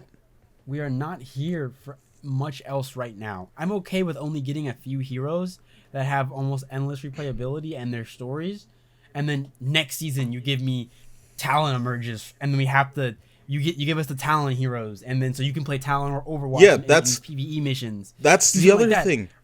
Right? Like next season, Null Sector and Ramatra and his, like, you know, it would be so good. It would be so good. It's so simple. There's so many fixes and like things that could have been done to make PvE still happen that did not happen. Right? There are a lot of checks that were just ignored instead of even crossed off. And just flat out ignored. And when it comes to like Talon, there's characters like Sombra that are in Talon, but she doesn't do much. Like, she doesn't do field missions. She's not a Talon. She's a Talon agent to a slight degree. Like, she's a Talon agent that you're never going to play as, because she doesn't really do field missions. She's off doing her own thing. Yeah. The reason she's in Talon is purely for the fact that Doomfist gives her money and a safe home base. That is it. There are lines between them in the game. Exactly. Where Doomfist is like, "Where have you been?" And she's like, "I thought you weren't worried about what I was doing." She's not. She's just off. She's a hacker. She's finding what interests her. The next big scoop. The next company she can hack into. The next person's personal life. She can get into her little MySpace account and change your MySpace profile settings. That's what she's doing. She's not fighting giant wars right now. She doesn't care. Like, there's characters within this that are part of bigger groups that just are doing their own shit. So you don't even need to add them for a little while. Like, you don't have to do anything with Ashe. You don't have to make a skill tree with Ashe, because Ashe isn't fucking involved. Ashe was there purely because McCree. Or because Cassidy. Sorry, my bad. Because Cassidy. Ashe's only tie is Cassidy. Like, Pharah's only tie pretty much is Ana. Well, yeah, actually. No, her second other tie is Ramatra. Oh, yeah, that's true. I forgot about that. Again, I was more into the old lore. Like when it comes to the newer shit, I'm not really too deep in it. Bring Ramatra and Pharah into the game in the same story arc. Do you want to know why? Because Pharah failed to stop Anubis. Yeah. Farrah failed to stop Anubis, okay? So Null Sector has their own season where they come in and Null Sector is like now doing their thing, trying to get to Anubis to like free Anubis for a second or third time, or how many times Anubis has been captured or like done his own thing, which I guess technically he's dead because they killed the Guishin model, which was that giant like kaiju mech thing that came out of the ocean in Diva's Diva's cinematic. But okay, Null Sector, the core of Anubis still exists, right? And so Farrah and her unit are sent to recapture the core and hide him again. But Ramatra wants him for Null Sector. Like he'll help Null Sector's mission along.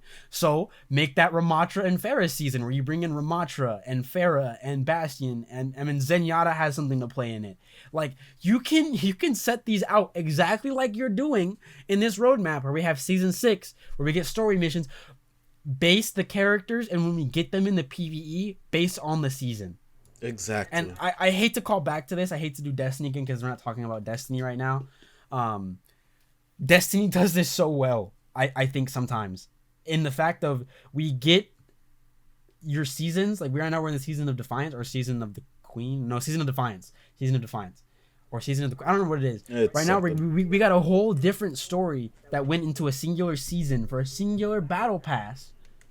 And we're getting a whole nother. We're going back to Titan next season, and in a day and a few hours we're going back to Titan. You can take something out of the game. You cannot give us a character and give them to us later because it builds hype. Everyone wants to know what's been going on Titan. Why are we going to Titan? What is Titan? Yeah, like if you release like with the base roster that we were already talking about, like I'm gonna start after a little bit. I'm gonna start thinking, what the fuck's going on with Sombra? What's going on with Widowmaker? What's going on with Doomfist? Bring him in the next season. And then I'm gonna start thinking, oh shit, ain't Doomfist and Ramatra like in cahoots with some degree? Like what's going on with Ramatra?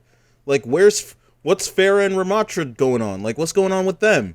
Then you bring them in. Like it's gonna compound and build hype for those characters. It's I think the easiest way for us, for me to put it in words for people who are listening to this right now, Activision wanted something that was easy work, big money, not big work, bigger money. Do you know how much fucking money you could have drawn out of PvE by making it not only charge $60, because that's the $60 worth game for what they're gonna give us? No, you charge $60. I want you to charge money for that.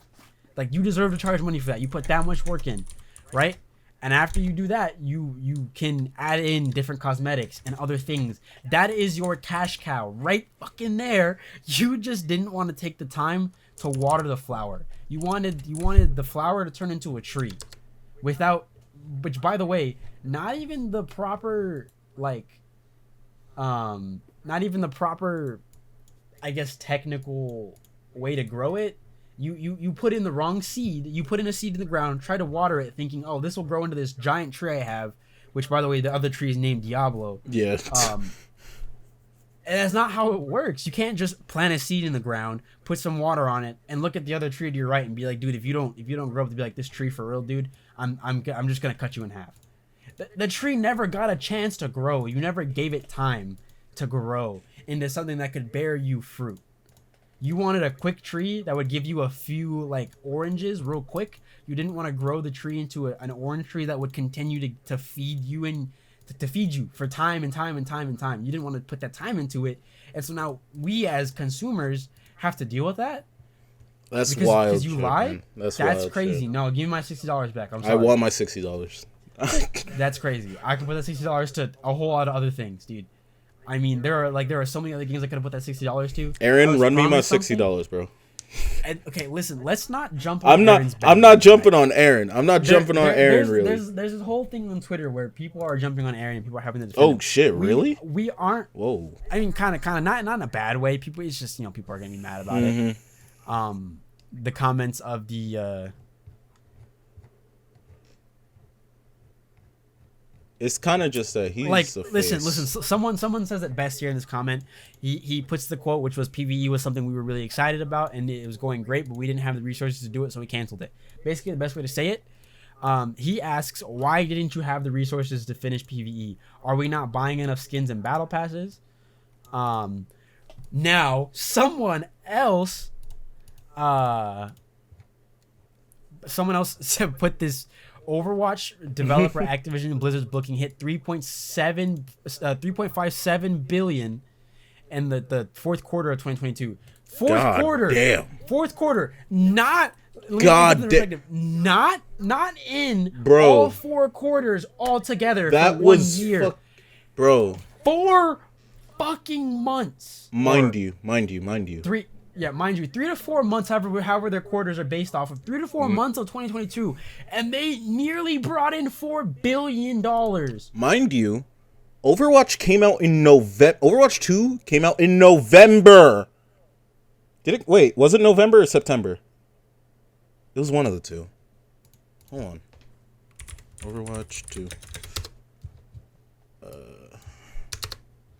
Overwatch 2 came out in October. I was just completely fucking wrong. Holy shit. Wait, it came out in October. That's wild. But Overwatch 2 comes out in October and pretty much has the entire fourth quarter to just make that much money. Like $3.57 billion. Dog. In 1 quarter, that is fucking insane. Listen, I understand that it wasn't making Diablo money, $2 million every day. $3.57 billion is a lot of fucking money. I'll have you know that. Like a that. Lot of money. Listen, I could buy so much fucking hot dogs. We have pooped on Overwatch consistently, repeatedly. We're pushing a little bit over an hour and like 30 something minutes now. I wanted to touch on a few things before the light at the end of the tunnel. For everyone who sat through this just berating of this of Overwatch, I want to touch on some light at the end of the tunnel. Activision Blizzard is getting bought out by Microsoft for $69 billion. Yes. And before anyone says, well, what about Redfall? They bought Bethesda in the middle, if not the end of Redfall, so they didn't really have time to jump in and help. Yes. Because Bethesda was suffering at the time, and so they jumped in a bit too late. So they just said, okay, Bethesda, release that. We have Starfield we have to worry about. Yes. Which, I mean, is literally after Redfall released, or whatever the fuck it's called, Redfall released. We did get now the NDAs were on. Devs were saying, no, Microsoft did come in and say, we don't have a lot of time for Redfall. We're basically, hey, we're joining your team late. Let's get this out. We want to work on your bigger thing that you guys really, really love, so it can be really good on release. Yes. And I'm hoping honestly, I hate to be a little pessimistic about this, but all hope is not lost unless Starfield does bad. If Starfield is good, then we can have hope again, 100%. If Starfield does bad, we can have hope. We cannot have hope. There is no hope. There is no hope. If Starfield does bad, Bethesda dies. I'm sorry. And end of discussion. Sadly, yeah. Our friend Will said something that was really that kind of brought me back down into line with believing in Bethesda. Is you got to trust the single player process. I mean, you can't bring up 76 and you can't bring up Redfall. Those are both multiplayer games. Which is totally out of Bethesda's ballpark. Love Todd Howard. If you haven't already seen his podcast with Lex Friedman, I suggest going and watching that. It puts a lot of perspective onto Redfall and Starfield and what they're doing with it, which is why it gives me a little bit of hope, especially seeing that we have a company buying Bethesda who can now put even more assets and resources into Bethesda.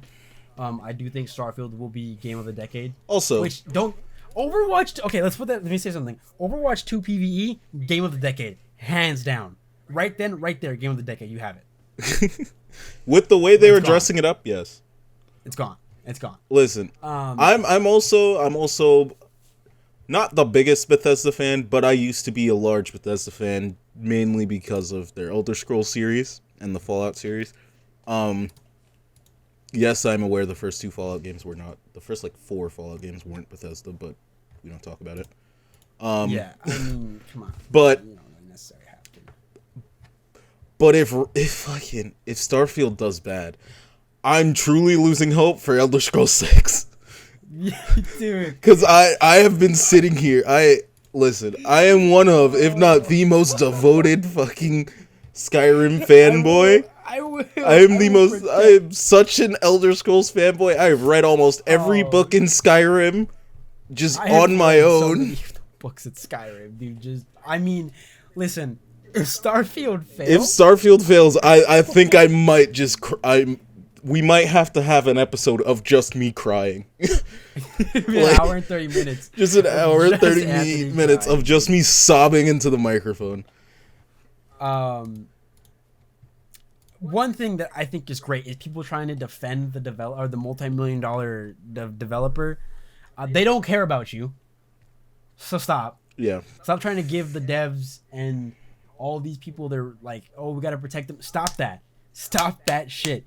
Do you want to know why they get away with shit like this? It's because you people on Twitter are like, oh, well, the developer. I don't care.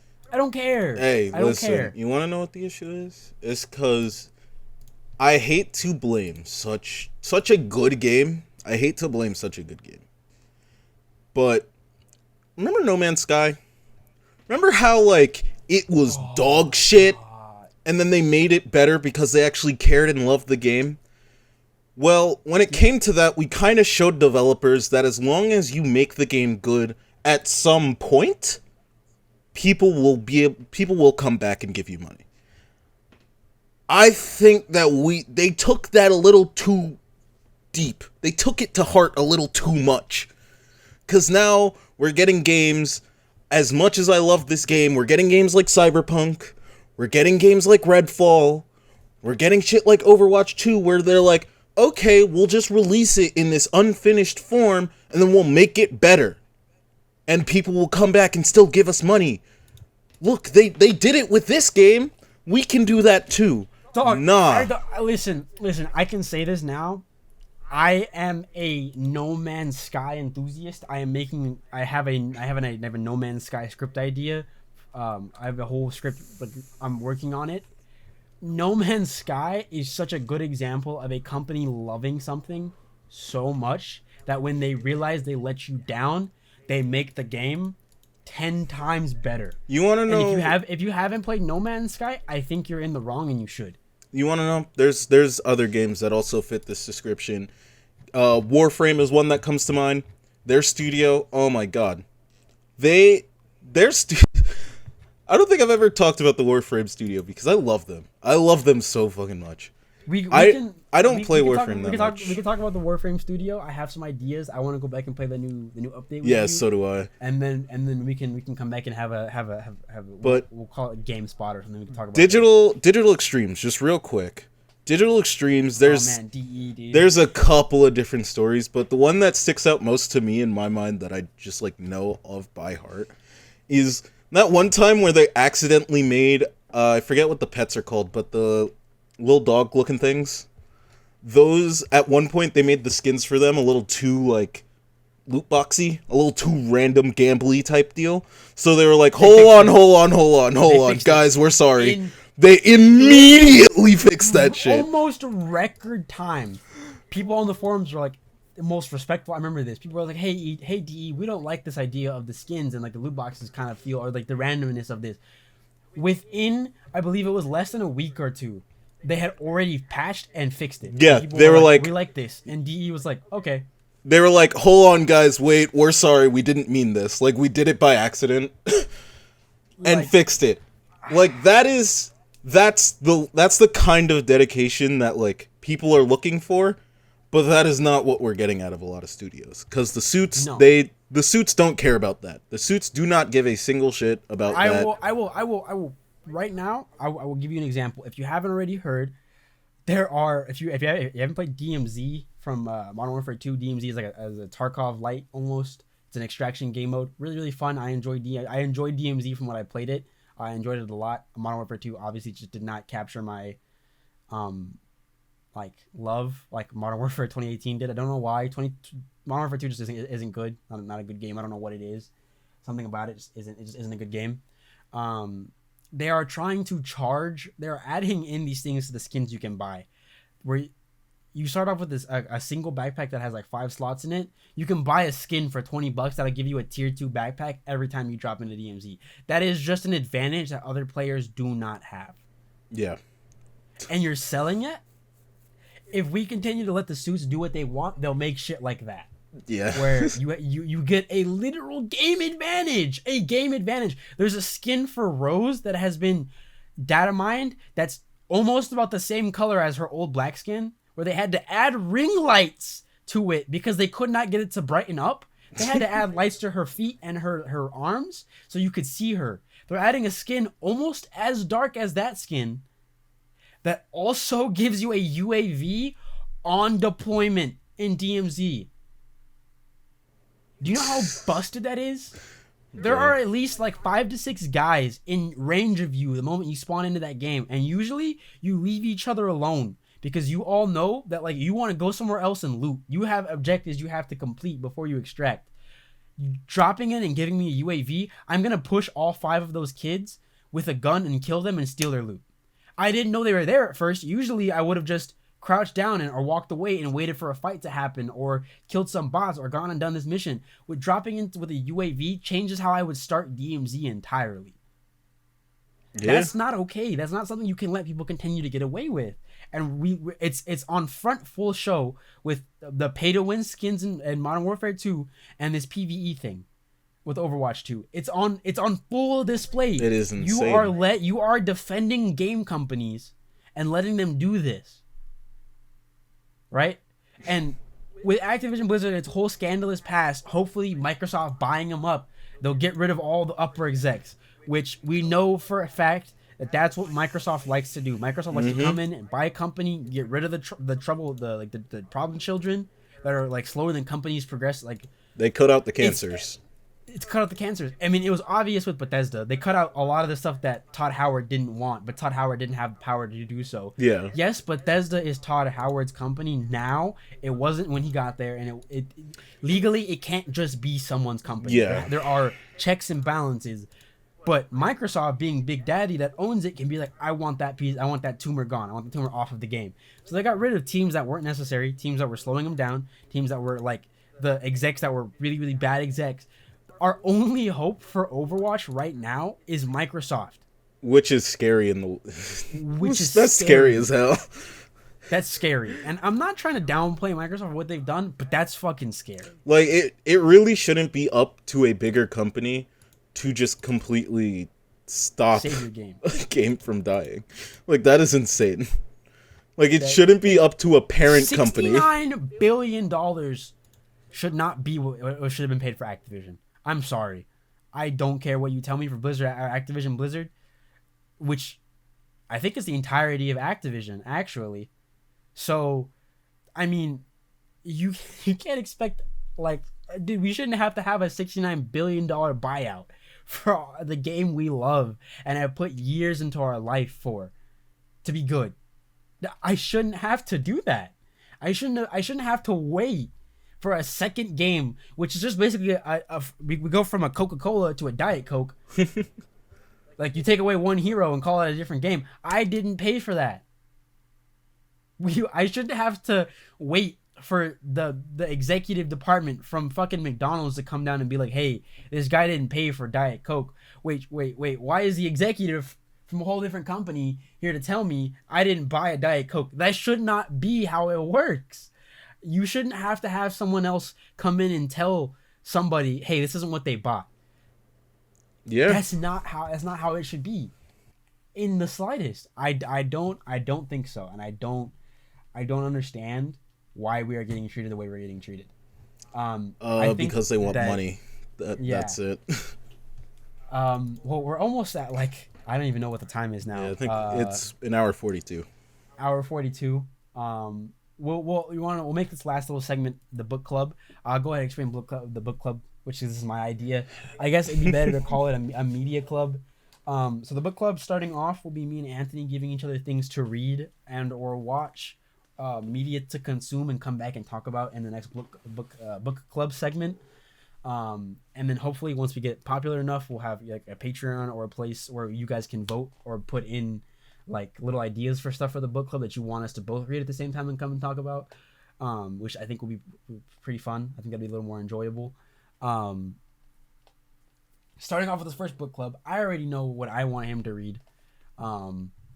So I think you got the general gist of it. We'll come back every I think everyone's got the whole gist of it kind of. Starting off, I want you to read My Hero Vigilante. Yeah, I gotta get on that. Listen, bro. That's my book club. So next week, you better come back and you better be ready to talk about it, because oh my god, listen, we're not gonna talk about My Hero here. I refuse. As much as I think My Hero is great, My Hero Vigilante is just superior.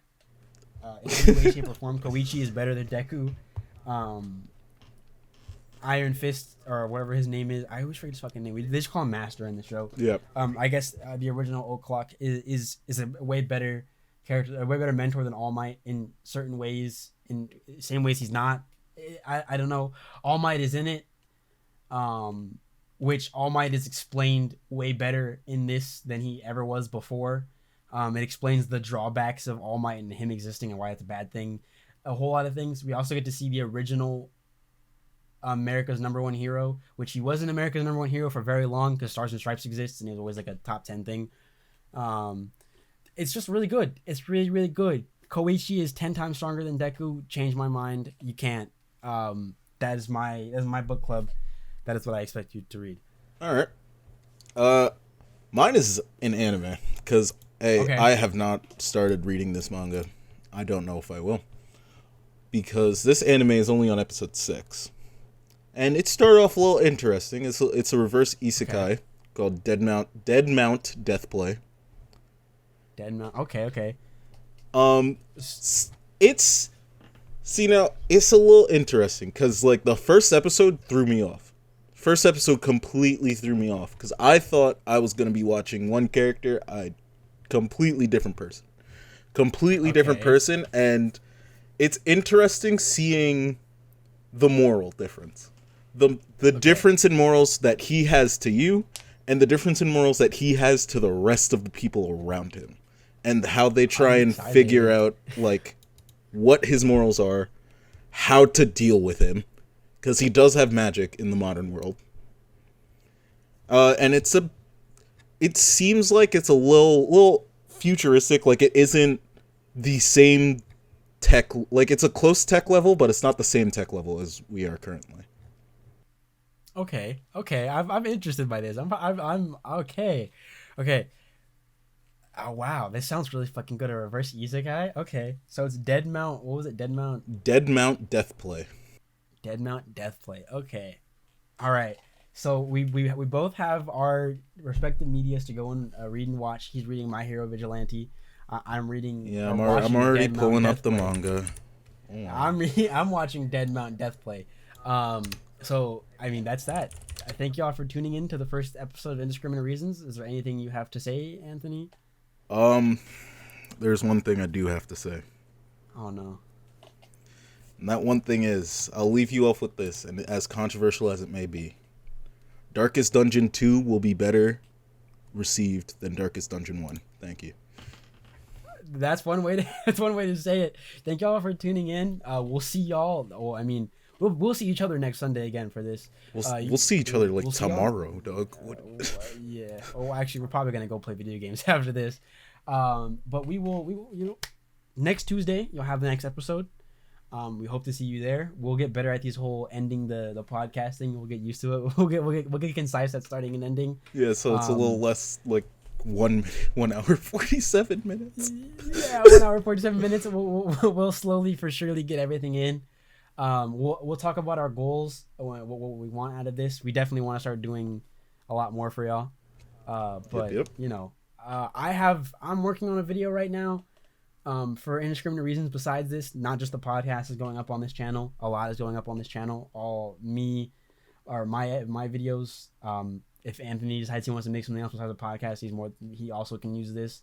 If he continues to make games and music, he'll probably use Indiscriminate Reasons as a platform to talk to y'all about that. Yep. Our editor Zoidic, he's gonna be making videos here as well. Shout out to him for editing this. We love him to death. Yes, sir. So I mean, we'll see y'all next Tuesday. look out for all of the stuff, all of our like socials and stuff, and anything that you're interested in finding is going to be in the description below.